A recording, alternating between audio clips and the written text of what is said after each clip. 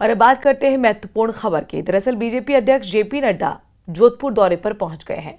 कल से वो शुरू होने वाले आरएसएस के 3 दिवसीय संघ समन्वय कार्यक्रम में शिरकत करेंगे। नड्डा का स्वागत सीएम अजय शर्मा ने किया और इस दौरान मुख्यमंत्री ने मीडिया से बातचीत करते हुए कांग्रेस पर हमला बोला। साथ ही कहा कि पेपर लीक माफिया पर कड़ी कार्रवाई की जा रही है, बड़े मगरमच्छ भी सामने आ रहे हैं। बता दें कि कल से जोधपुर में 3 दिवसीय संघ समन्वय कार्यक्रम शुरू हो रहा है।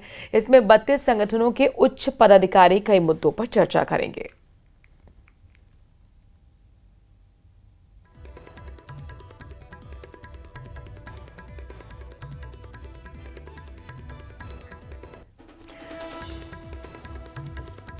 तो आरएसएस की समन्वय बैठक कल से शुरू हो रही है। 5 से लेकर 7 सितंबर तक की बैठक शुरू होगी, जिसमें तमाम आरएसएस के जो बड़े नेता हैं उनकी मौजूदगी रहेगी। बीजेपी नड्डा भी पहुंच चुके हैं, कल कार्यक्रम में शामिल होंगे। मुख्यमंत्री को लेकर भी जानकारी मिल रही कि वो भी कल की बैठक में शामिल हो सकते हैं। हालांकि जोधपुर खुद वो जेपी नड्डा को रिसीव करने के लिए आज पहुंचे थे। कि 15 दिसंबर को हमने शपथ ली, 16 दिसंबर को एसआईटी गठित की और हमने राजस्थान की जनता से कहा था कि हम इनको छोड़ने वाले नहीं हैं। अब ये कहते हैं मगरमच्छ धीरे धीरे बढ़ रहे हैं कि नहीं बढ़ रहे हैं। जो विश्वास पात्र पीएसओ था, लंबे समय से जो उनके साथ रहता था, क्या देखा आपने? वहां तक पुलिस पहुंच रही है। किसका हाथ है इसमें? कौन हो सकते हैं ऐसे लोग? क्या कर सकते हैं वो? मैं यही कहना चाहता हूं। अभी देखिए, हम छोड़ने वाले नहीं हैं, किसी कीमत पर बख्शने वाले नहीं हैं। वहीं आरपीएससी की ओर से आयोजित आरएएस और अधीनस्थ परीक्षा में दिव्यांगजन के फर्जी दस्तावेजों को लेकर बड़ा कदम उठाया गया है। शिकायतों के बाद अब सभी दिव्यांग अभ्यर्थियों का दोबारा सत्यापन कराया जाएगा। साथ ही मेडिकल बोर्ड से फिर से चिकित्सीय जांच भी करवाई जाएगी। इसके साथ ही राजस्व मंडल की ओर नायब तहसीलदार की दस्तावेजों की जांच भी जारी है। राजस्व मंडल निबंधक महावीर प्रसाद ने बताया कि पिछले 5 सालों में नियुक्त किए गए करीब 423 नायब तहसीलदार और 15 दिव्यांग अभ्यर्थियों की जांच की जाएगी। इसमें विधायक शंकर रावत की बेटी कंचन रावत के दिव्यांग सर्टिफिकेट के लिए पुनः मेडिकल होगा। दिव्यांगजन का और जो डॉक्यूमेंट्स हैं उन दोनों की हम जांच करवा रहे हैं। डॉक्यूमेंट्स के लिए आरआरटीआई में जो तहसीलदार हैं, पिछले 5 साल में जो नायब तहसीलदार भर्ती हुए हैं, उनके डॉक्यूमेंट चेक कर रहे हैं। 25 अगस्त से शुरू कर दिया था। पिछले 5 साल में 423 तहसीलदार भर्ती हुए हैं जी। और इसी के साथ जो पिछले 5 साल में दिव्यांगजन कोटे से आए हैं, उनका भी हम मेडिकल करवा रहे हैं। इसके लिए हमने एसएमएस अधीक्षक को लिखा था। उन्होंने हमें आज ही बताया है कि ये संभागवार करवाएं। तो जयपुर संभाग का एक लड़का है, उसका मंडे को हो जाएगा। बाकी संभाग में जो चिकित्सालय हैं उनको हम लिख रहे हैं। राजस्थान में पेपर लीक गैंग पर लगातार शिकंजा कसा जा रहा है। एसओजी ने बड़ी कार्रवाई करते हुए एक और आरोपी रिंकू यादव को गिरफ्तार कर लिया है। आरोपी की रिंकू ने गैंग के सरगना विनोद से 8 लाख रुपए में पेपर खरीदा था। अब तक इस मामले में 126 लोगों की गिरफ्तारी हो चुकी है। रिंकू यादव को लेकर जानकारी मिल रही है कि वो डीग जिले का रहने वाला है।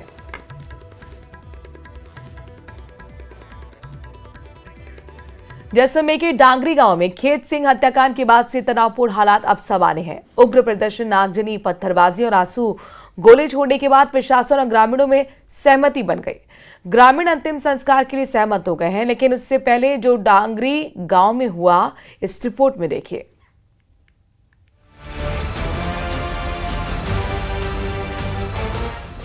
दस दिन पहले ऐलान, किसान के लिए जान।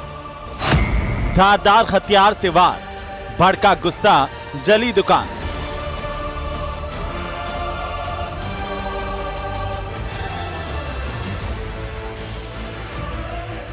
ये तस्वीरें उस तनावपूर्ण माहौल की हैं जो लोगों के अंदर खेत सिंह की हत्या के बाद उबल रहा है। हत्या को लेकर ग्रामीणों ने जमकर प्रदर्शन किया। हालात इतने बेकाबू हो गए कि पुलिस को लाठीचार्ज करना पड़ा। उधर आक्रोशित ग्रामीणों ने पुलिस पर पत्थर फेंके तो हालात को काबू करने के लिए पुलिस को आंसू गैस के गोले दागने पड़े। ग्रामीणों ने मांगे न मानने पर प्रशासन को अल्टीमेटम दिया। घटना को लेकर पूर्व केंद्रीय मंत्री कैलाश चौधरी डांगरी मौके पर पहुंचे और ग्रामीणों से बातचीत की। दरअसल ये सारा विवाद फतेहगढ़ उपखंड क्षेत्र में मंगलवार देर रात हुए सनसनीखेज वारदात का है, जिसने पूरे इलाके को दहला कर रख दिया। परिजनों के मुताबिक खेत सिंह अपने पशुओं के बाड़े में सो रहा था, तभी कार में सवार होकर आए हमलावरों ने उस पर हमला कर दिया। धारदार हथियार से उसके सिर पर वार कर दिया। हमले की गंभीरता इतनी थी कि खेत सिंह उठ भी नहीं पाया। सारी रात खेत में खून से लथपथ तड़पता रहा। सुबह परिजनों ने अस्पताल पहुंचाया, जहां इलाज के दौरान उसकी मौत हो गई। हमलावरों ने खेत सिंह के गले की चेन, अंगूठी और कुछ नकदी भी लूट ली थी। ये घटना परसों शाम की है। जब कोई मुस्लिम युवक आए थे 2-3, उन्होंने मारपीट की रात को, और सुबह हमारे खेत में काम करने वाले कृषक ने देखा कि खेत सिंह हमारे गेट पे पड़े हैं और हाथों से इशारा किया था। वो गए वहाँ पे और कृषक ने पापा को कॉल किया और पापा वहाँ आए और उन्हें हॉस्पिटल ले गए थे। अब इस जघन्य हत्याकांड की वजह समझिए। परिजनों के मुताबिक कुछ दिन पहले ही खेत सिंह ने अपने खेत पर हिरण का शिकार करने आए शिकारियों को रोका था। परिजनों के मुताबिक गांव के ही आलम खान और लाडू खान उस वक्त बंदूक लेकर हिरण का शिकार करने आए थे। खेत सिंह ने इसका विरोध किया था और रोकने की कोशिश की। उस दौरान तीखी बहस हुई। आरोपियों ने जाते जाते अंजाम भुगतने की धमकी दी थी। परिजनों का मानना है कि मंगलवार रात का हमला उसी धमकी का परिणाम था। मारपीट तो 10-15 दिन पहले शिकारी यहाँ आए थे और शिकार करने आए थे। तब खेत सिंह ने उन्हें मना किया था कि यहाँ दोबारा नहीं आना और कॉल पे कहाँ सुनी हुई होगी। कहाँ उनको चोट लगी थी? चोट उनके सिर पे लगी हुई थी और हाथ पांव टूटे हुए थे, पूरा शरीर खून में हुआ था। पशु प्रेमी खेत सिंह की मौत की खबर फैलते ही पूरे इलाके में गुस्सा भड़क उठा। बुधवार शाम तक डांगरी गांव में तनाव की स्थिति बन गई। इसी बीच आक्रोशित भीड़ ने एक दुकान में आग लगा दी। हालात बेकाबू होते देख पुलिस प्रशासन ने अतिरिक्त जाब्ता मौके पर भेजा और गुरुवार शाम तक प्रशासन हालात को काबू कर पाया। मांगों को लेकर शिष्टमंडल ने जिला कलेक्टर और एसपी से वार्ता की। वार्ता में मृतक के परिवार को मुआवजा, परिजन को संविदा पर नौकरी और किसी भी प्रदर्शनकारी के खिलाफ केस दर्ज न करने पर सहमति बनी। वहीं पुलिस ने मामले में त्वरित कार्रवाई करते हुए आरोपियों की दुकानों को चिन्हित कर 4 दुकानों पर बुलडोजर चलाया, जिसके बाद ग्रामीण अब अंतिम संस्कार के लिए राजी हुए। बहरहाल डांगरी गांव छावनी में तब्दील है और सुरक्षा व्यवस्था चाक चौबंद है। जैसलमेर से सावलदान पेश। जैसलमेर से न्यूज़ 18 राजस्थान के लिए सावलदान रत्नों की रिपोर्ट। प्रदेश में साल 2021-22 में 3rd ग्रेड टीचर लेवल 1 भर्ती में पात्र हुए पूर्व सैनिकों को सुप्रीम कोर्ट ने बड़ी राहत दी है। तो वहीं प्रदेश सरकार ने पिछली सरकार की ओर से सुप्रीम कोर्ट में दायर स्पेशल लीव पिटीशन SLP वापस ले ली है। सरकार और सुप्रीम कोर्ट के इस फैसले से 2021 और 22 की 3rd ग्रेड लेवल 1 शिक्षक भर्ती के लिए पात्र पूर्व सैनिकों की शिक्षा विभाग में भर्ती का रास्ता साफ हो गया है। वहीं प्रदेश के सैनिक कल्याण विभाग के director brigadier retired VS Rathore ने प्रेस कॉन्फ्रेंस कर जानकारी दी। की तरफ से तहे दिल से धन्यवाद ज्ञापित करना चाहता हूँ, जिनकी बदौलत आज राजस्थान के अंदर 4 सितंबर 2025 का जो दिन है वो ऐतिहासिक बना है। कैसे ऐतिहासिक बना है? ये बात केवल नौकरी की नहीं थी, नौकरी तो मसला है ही कहीं ना कहीं, लेकिन इसे बड़े आपको आगे बहुत फ़ायदे नज़र आएंगे। कैसे? सबसे पहले तो बात आती है मोटिवेशन डिमोटिवेशन की। ये भारतीय सेना की एक डिग्री थी जिसके ऊपर पिछले 6 साल से इसको रोका गया था। सैनिकों के कल्याणार्थ एक बहुत ही महत्वपूर्ण फैसला सुप्रीम कोर्ट में हुआ है और उसके लिए अपार खुशी की लहर दौड़ी है हमारे सैनिकों के परिवारों में, क्योंकि ये मसला जो था वो 2021 और 2022 के टीचर्स ग्रेड 3 लेवल 1 के एस्पिरेंट्स के बारे में था। इस दौरान ये हमारे पूर्व सैनिकों में से काफ़ी लोग हाई कोर्ट को इन्होंने अपील किया और हाई कोर्ट के फैसले में इन लोगों को सफलता मिली और हाई कोर्ट ने ये बताया कि इनको जो आर्मी की तरफ से जो भी ट्रेनिंग दी गई है उसको योग्य माना जाए। प्रदेश में बारिश की वजह से लोगों का जीना मुहाल हो चुका है। आपको हम अलग अलग शहरों की 3 तस्वीरें दिखाने जा रहे हैं और इसमें पहली तस्वीर आपको हम दिखाएंगे बांसवाड़ा की, जहां भारी बारिश की वजह से एक कार पानी के तेज बहाव में बह गई। और ये दूसरी तस्वीर आपके लिए लाए हैं बूंदी की, जहां पर मेज नदी पूरे उफान पर है और चारों तरफ आपको पानी ही पानी नजर आ रहा होगा। तो वहीं दौसा में भी सावा नदी का मंजर भी डरा रहा है। यहाँ पानी रिहायशी इलाकों तक पहुंच चुका है।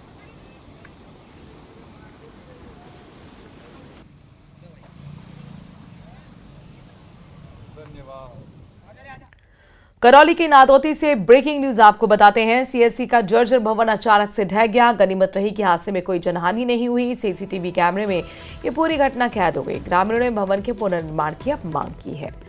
आपको बता दें कि लगातार मूसलाधार बारिश हो रही है। कई जगह हादसे की भी तस्वीरें सामने आ रही हैं। कई जगह मकान ढह रहे हैं, झोपड़ियों में पानी भर जा रहा है और ऐसे ही एक मकान के ढहने की जानकारी मिली। हालांकि गनीमत रही कि कोई जनहानि नहीं हुई। बारिश को लेकर अलर्ट जारी किया गया है। मौसम विभाग ने अलर्ट जारी करते हुए आगामी दिनों के लिए भारी बारिश की चेतावनी जाहिर कर दी है। 9 सितंबर तक बारिश होने की संभावना जताई गई है।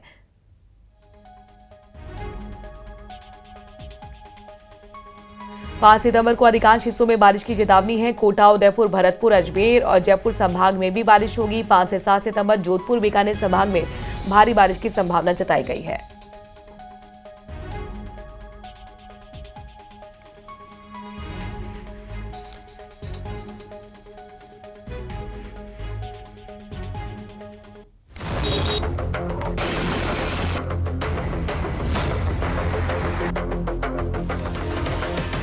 मानसून की भारी बारिश के चलते कई जिलों में नदी नाले उफान पर हैं। इसके चलते कई जगहों पर बाढ़ जैसे हालात बने हुए हैं।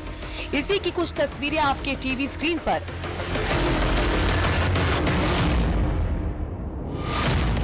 भरतपुर के अजरोता बांध के ओवरफ्लो होने से उचेन केनाल में पानी बढ़ रहा है, लेकिन कैनाल पर अवैध पुलियों और निर्माणों के चलते पानी आगे नहीं बढ़ पा रहा, जिससे खेतों में जलभराव से फसलें तबाह हो रही हैं। भरतपुर बयाना सड़क मार्ग के सहारे जो उज्जैन कैनाल है उसमें लगातार पानी की आवक हो रही है और पानी की आवक के चलते जो अब पानी है वो कैनाल में कई लोगों द्वारा अवैध रूप से अतिक्रमण किया गया है, जिसके कारण खेतों में जा रहा है। अब आप देखिए ये जो कैनाल है वो पूरी तरह से लबालब है और चल रही है और इसका जो पानी है वो खेतों में होकर के जा रहा है, जिससे जो किसानों की फसल है वो पूरी तरह से बर्बाद हो रही है। जहां तक नजर वहां तक जल का साम्राज्य। दौसा के 2 दर्जन गांव में मोरेल नदी और बांध के उफान के कारण बाढ़ का खतरा बना हुआ है। जल संसाधन विभाग और प्रशासन ने हाई अलर्ट जारी कर दिया है। मोरेल नदी अपने जो गेज है उससे ऊंची बह रही है, यानी कि खतरे के निशान के ऊपर बह रही है। और जो मोरेल बांध है उसमें भी 48 इंच की चादर चल रही है, यानी करीब 4 फीट की चादर चल रही है, जिसके कारण सवाई माधोपुर और दौसा के करीब 2 दर्जन गाँव में बाढ़ के हालात बनने की आशंका है। आपकी टीवी स्क्रीन पर नजर आ रही तस्वीरें खारी नदी की हैं। लोगों को राहत देने वाली ये नदी अब आफत का सबब बन रही है। मूसलाधार बारिश के चलते खारी नदी में पानी की तेज आवक हो गई, जिससे ट्रेलर ड्राइवर घबरा गया। वो तो स्थानीय लोगों ने देख लिया और भागकर उसकी जान बचा ली। अगर ग्रामीण समय रहते नहीं आते तो बहुत बड़ा हादसा हो जाता।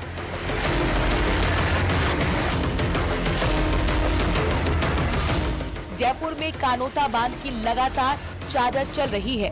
कानोता बांध की लगातार चादर चलने से ढूंढ नदी में जलस्तर बढ़ गया है। प्रशासन ने रिंग रोड से साख कानोता मार्ग को बंद कर दिया है। तेज बहाव के चलते सांभरिया और बराला गांव को अलर्ट पर रखा गया है। अजमेर में बारिश का पानी आम जन को काफी परेशान कर रहा है। लगातार बारिश के कारण जलभराव की स्थिति बनी हुई है। इस वक्त हम अम्बेडकर सर्किल पर खड़े हैं। आपको तस्वीरें सीधे दिखाऊंगा जहां पर बारिश जो है लोगों को परेशान करती हुई नजर आ रही है और इस दौरान अलग अलग स्थानों पर जलभराव की स्थिति बनी हुई है। आप देखेंगे तेज बारिश जो है पिछले कई समय से हो रही है और इस बारिश के कारण जो है कई सड़कों पर जलभराव की स्थिति बनी हुई है, तो कई स्थानों पर जो है लोग इससे परेशान हो रहे हैं। मौसम विभाग के मुताबिक अगले 5 दिन और बारिश होगी। लोगों को सचेत रहने और बाढ़ से बचाव के उपाय करने की सलाह दी गई है। Bureau report, news 18 Rajasthan.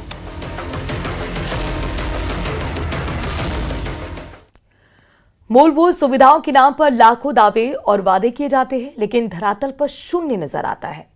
Udaipur शहर के नजदीक एक गांव से ऐसी एक परेशान करने वाली तस्वीर आपको दिखाते हैं।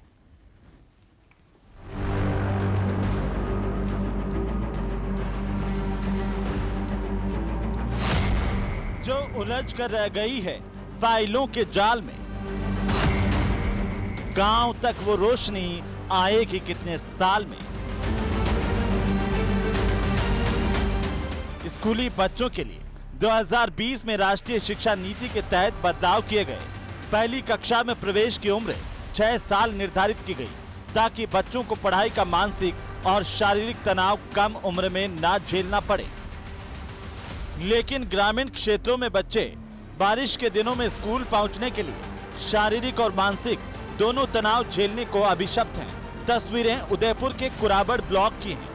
रोड खराब हो गई है, इस हिसाब से चल के आना पड़ता है, मजबूरी है, स्कूल में पढ़ना पड़ता है, इस हिसाब से अभी स्कूल आना पड़ता है और लेट हो जाता है, स्कूल वाले डराते हैं। और कल परसों की बात बताऊं, मैं यहाँ पे गिर गया था नीचे और फिर मेरे कपड़े गंदे हो गए थे। मेरा घर पास में था, इसलिए मैंने कपड़े चेंज कर लिए। बेचारे दूसरे दूर के लोग बच्चे आते हैं बल्ला से इधर से, वो बेचारे कैसे कपड़े चेंज करके आए। वो यहाँ पे हम पूरे यहाँ पे रोड से आते पूरे कीचड़ के पड़े जाते, फिर यहाँ पे हम सब पाँव धोते हैं, फिर सर्दी जुकाम भी हो जाता है, बीमारी हो जाती है बहुत कुछ।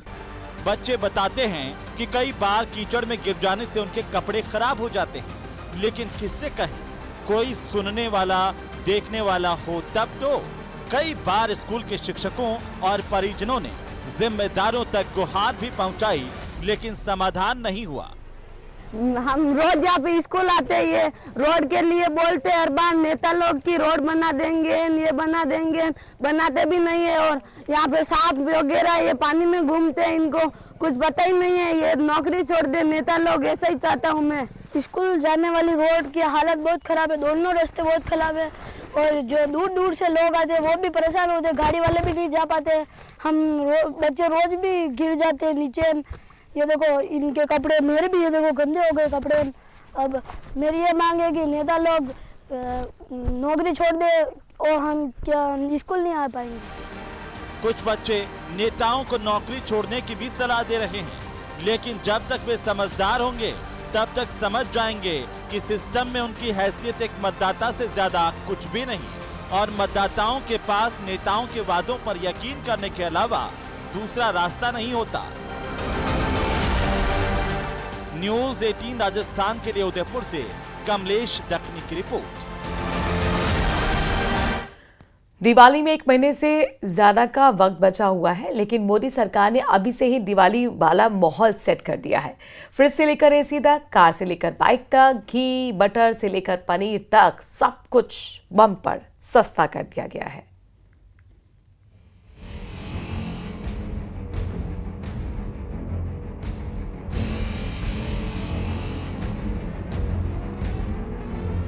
देश की इकोनॉमी को बूस्टर और जनता को दिवाली का बम्पर गिफ्ट देते हुए मोदी सरकार ने जीएसटी का 12% और 28% वाला स्लैब खत्म कर दिया है और अब मुख्य रूप से 2 स्लैब 5% और 18% ही रहेंगे। हालांकि कुछ चीजों पर 40% तक जीएसटी लगेगा। सरकार के इस फैसले के बाद रोटी, पराठा, दूध, health, life insurance tax free हो गए हैं, जबकि hair oil, shampoo, toothpaste, toilet soap, bar, toothbrush, shaving cream, butter, घी, चीज, डेयरी स्प्रेड, पैकेज्ड नमकीन जैसी चीजें सस्ती हो गई हैं। मैंने देशवासियों से भी ये वादा किया था कि इस दिवाली और छठ पूजा से पहले खुशियों का डबल धमाका होगा। कल भारत सरकार ने राज्यों के साथ मिलकर के एक बहुत बड़ा निर्णय किया है और बहुत महत्वपूर्ण निर्णय है। अब जीएसटी और भी ज्यादा सिंपल हो गया है, सरल हो गया है। तो वहीं जीएसटी रिफॉर्म पर मुख्यमंत्री भजन लाल और प्रदेश अध्यक्ष मदन राठौड़ ने पीएम मोदी का धन्यवाद किया है। मैं राजस्थान की 8 करोड़ जनता की ओर से देश के यशस्वी प्रधानमंत्री नरेंद्र मोदी जी को बहुत बहुत धन्यवाद देता हूं कि उन्होंने आमजन और आमजन में भी जो आवश्यक व्यक्ति के जीवन में जो होता है, रोटी, कपड़ा और मकान, इस अवधारणा को ध्यान में रखते हुए उन्होंने आमजन को बहुत बड़ा फायदा देने का काम किया। सस्ता किस प्रकार से आम नागरिक को इलाज मिल सके, इसकी चिंता की है।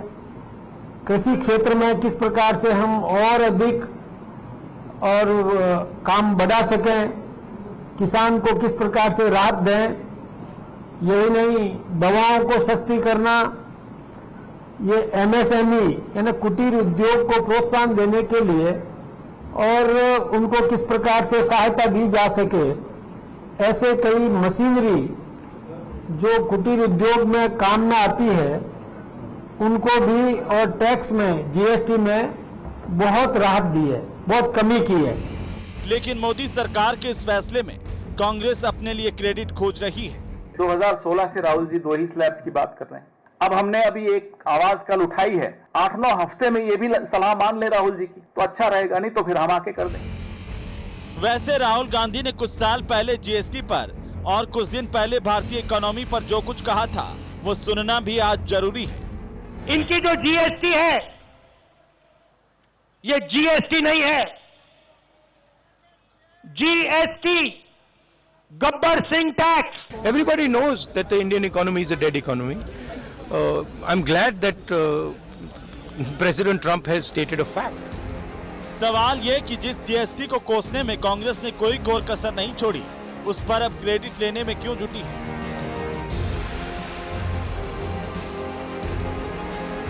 Bureau report, news 18 Rajasthan.